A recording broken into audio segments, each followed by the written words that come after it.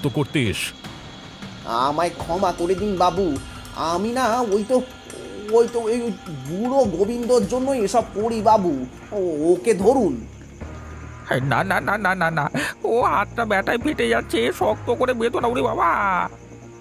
ছি ছি গোবিন্দ কাকা, তুমি বুড়ো বয়সে দুটো টাকার জন্য নিজেকে এত নিচে নামিয়েছো?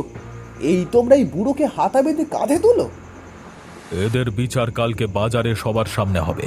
আর রাজু, তুই তো সেদিন নিজেকে খুব সাধু বললি, তো আজকে ধরা পড়লি কেন? চোরের 10 দিন আর গৃহস্থের 1 দিন, বুঝলি তো?